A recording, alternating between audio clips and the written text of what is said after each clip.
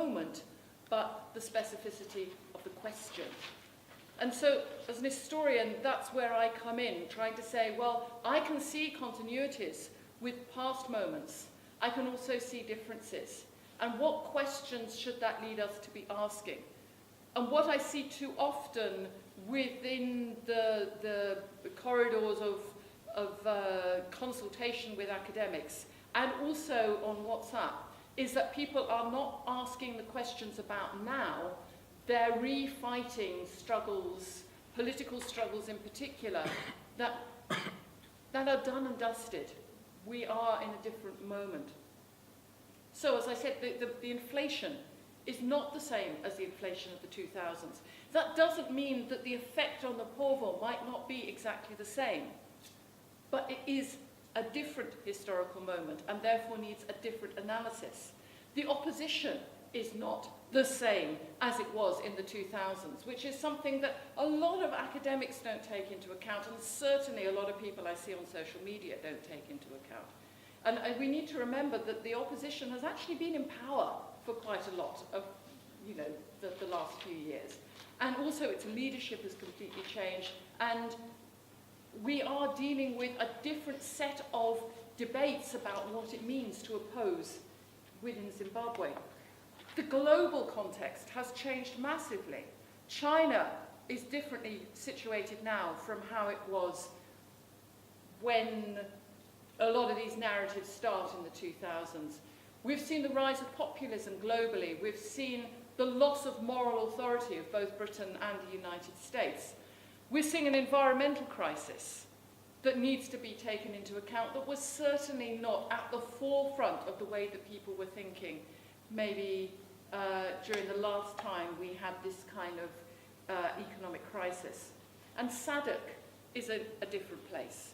As an editor of the Journal of Southern African Studies, although Zimbabwe is my area of specialism, I spend a lot of time elsewhere in the SADC region. I spend time in Zambia, I spend time in Malawi, I've recently spent time in Tanzania. Many of the problems that people say are the problems of the Zimbabwean government's mismanagement of the economy are exactly the same problems that are being experienced by Zimbabwe's neighbours as well. Now, one can say that there are problems with the governments of those states too, but then we want to raise the question, what are the pressures that are creating these problems for all of these governments? And that becomes a meaningful question, whereas just saying, oh, it's just continuation of the same, snouts in the trough, ZANU-PF, still in power, still creating the same problems, that is not going to move us forwards, and I see far too much of that on social media. So I want to widen the focus from this kind of Groundhog Day political debate, and I want to sort of turn the question to what kind of Zimbabwe do most people want? And I think most people want a kinder Zimbabwe, they want a better led Zimbabwe, they want a safer Zimbabwe, and they want a more economically secure Zimbabwe. And these are all, as we've heard, long-term questions. And there are things that are beginning to happen that are new, that are part of this present moment that we haven't seen before. And one of those, I think, is how victimhood and state oppression is being conceptualized. In 1980, in April 1980, there was that wonderful speech by Mugabe where he said, if previously you were my enemy, now you are my brother. We are now one nation. And we are not going to remember the past.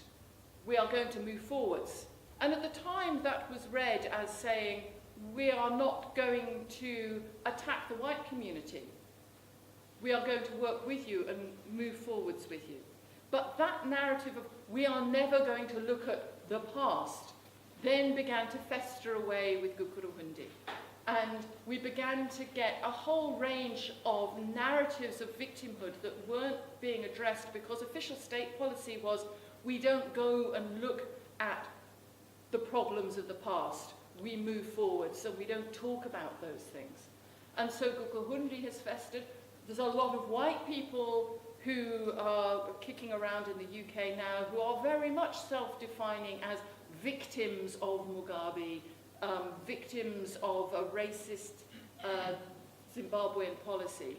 There are people who will say, well, look, what about our victimhood? Never mind Gukurahundi. What about what happened to my family back in the mid-19th century? There are endless, endless cycles of victimhood.